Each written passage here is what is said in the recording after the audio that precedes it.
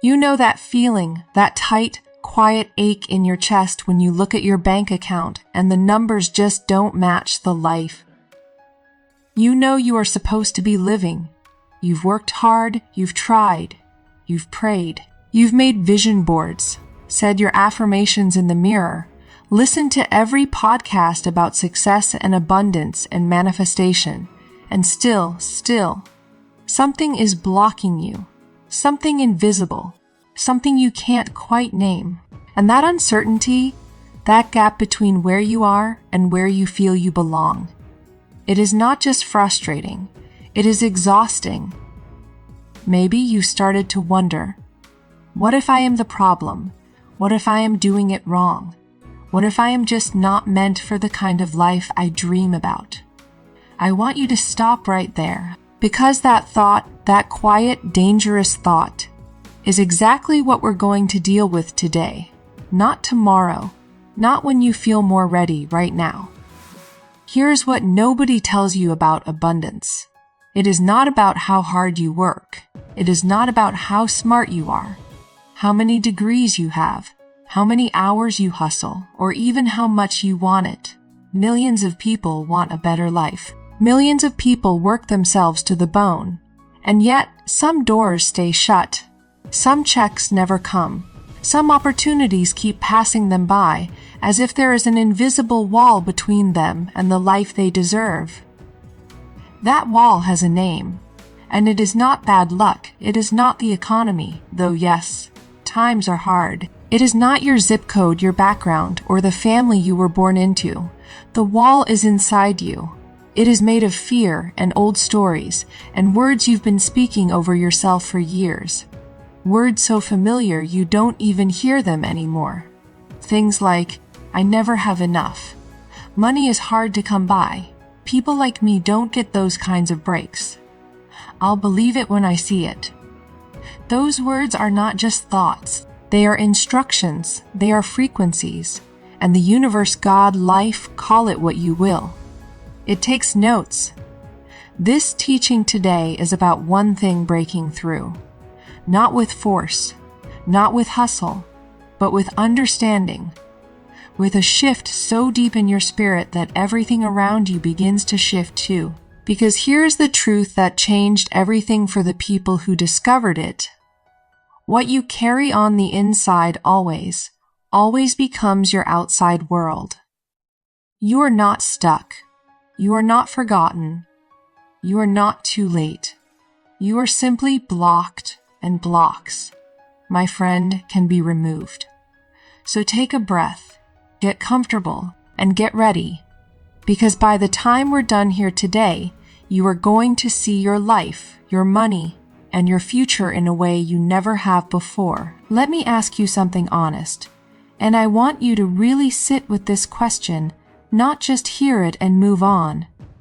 When was the last time you said out loud, or even just inside your own mind, I can't afford that, or money just doesn't come easy for me, or maybe the one that is so common it sounds almost responsible.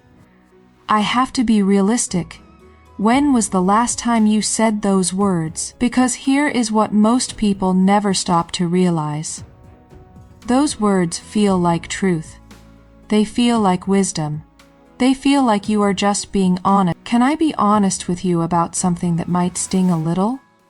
Most of us have prayed for something, really prayed, with everything in us. And then watched the days turn into weeks, the weeks turn into months. And sometimes, the months turn into years, and somewhere in that waiting, something quietly breaks inside.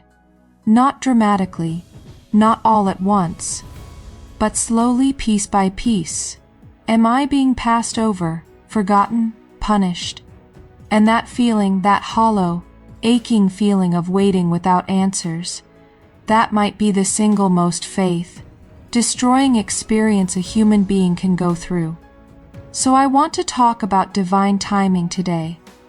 Not the bumper sticker version, not the pretty Instagram quote version, the real, honest, sometimes uncomfortable truth about what it means when the thing you asked for hasn't arrived yet.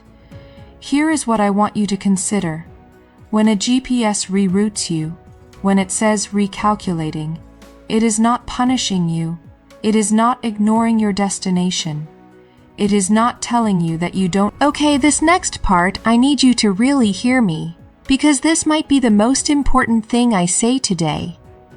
And it is also the thing that is the hardest to admit, not to me, but to yourself. There is a fear that lives inside a lot of us that is so clever, so sophisticated, so well-dressed, that we never even recognize it as fear. We call it something else. We call it being responsible. We call it staying realistic. We call it thinking practically. We call it being smart with money, or not getting my hopes up, or just being honest about how the world works. And from the outside, and even from the inside, it sounds completely reasonable. It sounds mature. It sounds like wisdom. But I want you to ask yourself something today. Something that might shake you a little. What if the most dangerous fear you carry isn't the loud one? Not the obvious panic, not the visible anxiety, but the quiet, respectable, socially acceptable fear that wears the costume of common sense.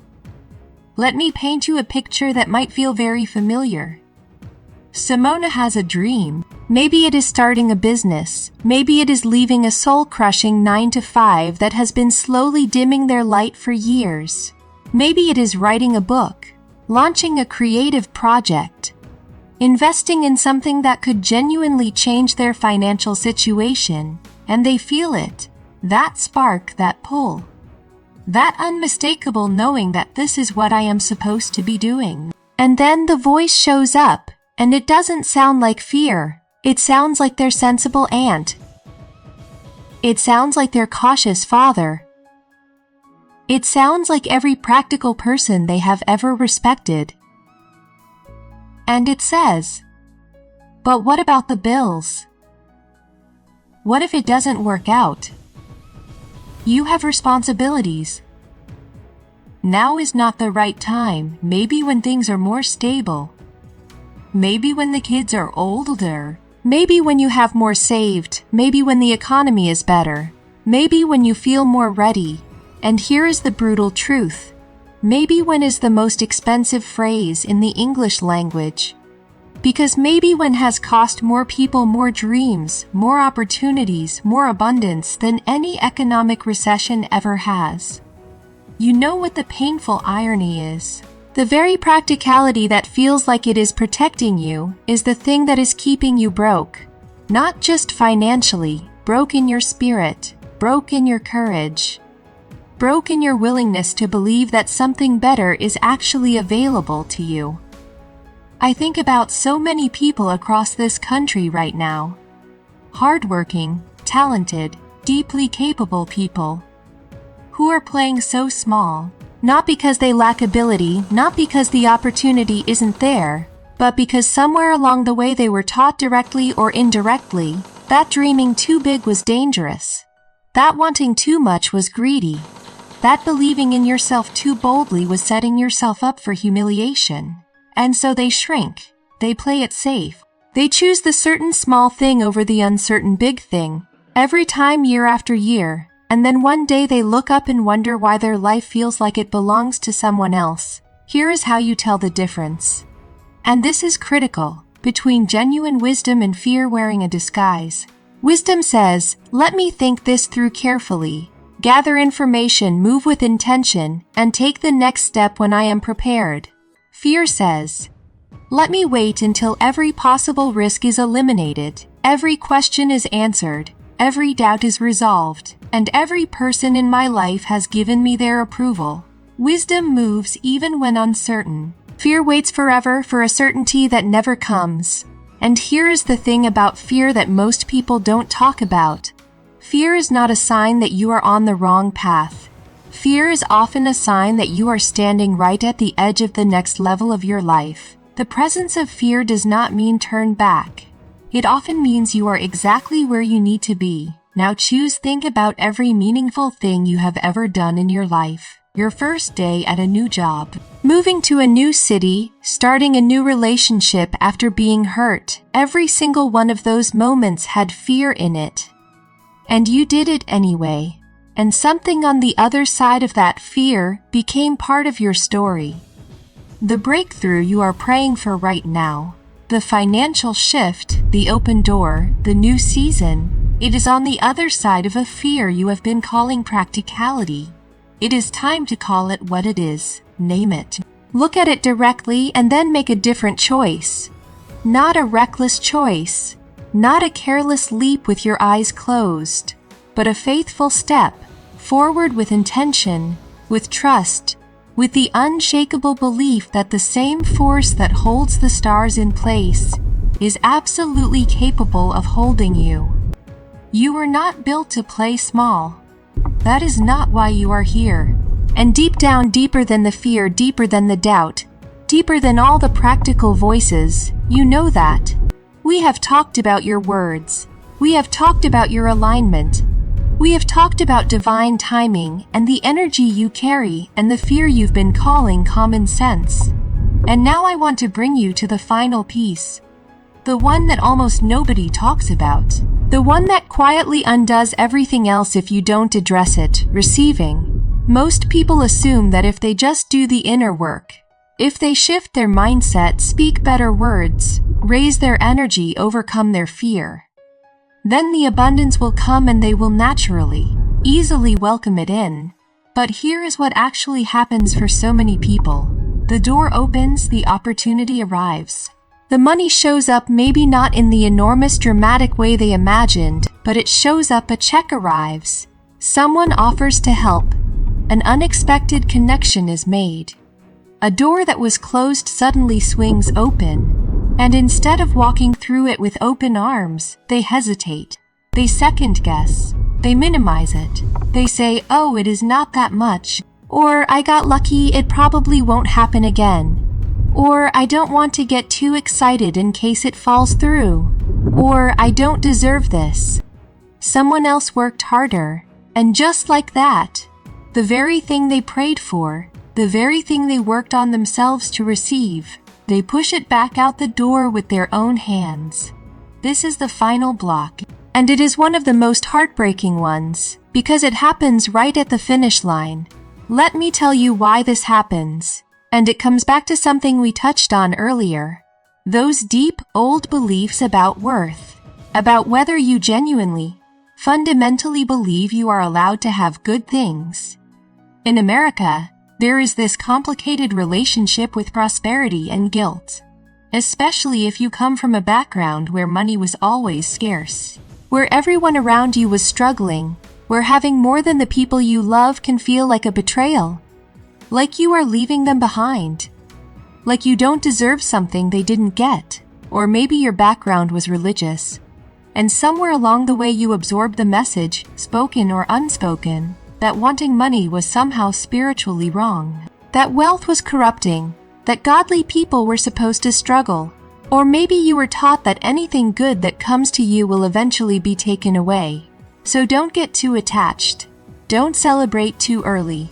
Don't let yourself feel it fully because the fall from hope is too painful. All of these stories, every single one of them, blocks receiving, and they are incredibly common. You are not alone in this. Think about someone who has been asking for a raise for months. They finally get called into their manager's office, and they are told, "We're giving you the increase." And instead of saying thank you, "I am so glad I've worked hard for this," they feel a wave of anxiety. They wonder if it comes with strings attached. They worry their coworkers will resent them. They go home and instead of celebrating, they feel almost nothing, or worse, they feel guilty. The universe sent the answer. The door opened, and the inner block said, "I don't know how to hold this. Receiving is a skill, and like every skill, it has to be practiced. Here is how you begin. Start small. When someone pays you a compliment today, don't deflect it. Don't say, 'Oh, this old thing,' or 'I just got lucky,' or 'It was nothing.' Say thank you, fully mean it. Let it land, practice letting good things in. Even tiny ones, without immediately pushing them away or minimizing them. When something goes right, celebrate it. Not arrogantly, not excessively, but genuinely. Say out loud, 'This is good. I called this in. I am grateful, more is coming. Train yourself to be a gracious, open, willing receiver of the good that is already trying to find its way to you. Because here is the final truth I want to leave deep in your spirit today. Abundance is not withholding itself from you. Prosperity is not hiding. The life you have been dreaming about, the financial freedom, the open doors, the right relationships, the opportunities that light you up, they are not on the other side of some impossible mountain. They are on the other side of your willingness. Your willingness to believe you are worthy. Your willingness to speak life over your situation. Your willingness to trust the timing even when you cannot see the plan. Your willingness to walk into rooms as someone who belongs. Your willingness to name fear for what it is and step forward anyway. And your willingness, finally, fully without guilt or apology, to receive what is already moving toward you. You came into this world with a purpose. You have been through things that were trying to convince you to give up on that purpose. And you are still here, still searching, still open enough to press play on something like this today. That is not an accident. That is you being led. So let today be the day something shifts. Not someday today. I am worthy of abundance in every form. I receive prosperity with open hands and a grateful heart. Every door I am meant to walk through opens for me with ease, and I walk through it, fully without fear, without guilt, and without looking back. Say that every morning. Say it when the doubt gets loud. Say it when the wait feels long. Say it until your whole body believes it, because it is already true. You just have to catch up to it. We started today by talking about that tight ache in your chest, that gap between where you are and where you know you belong. And I want you to notice something right now. That gap is not evidence that abundance is out of reach. That gap is simply the distance between your current frequency and the life that is already waiting for you.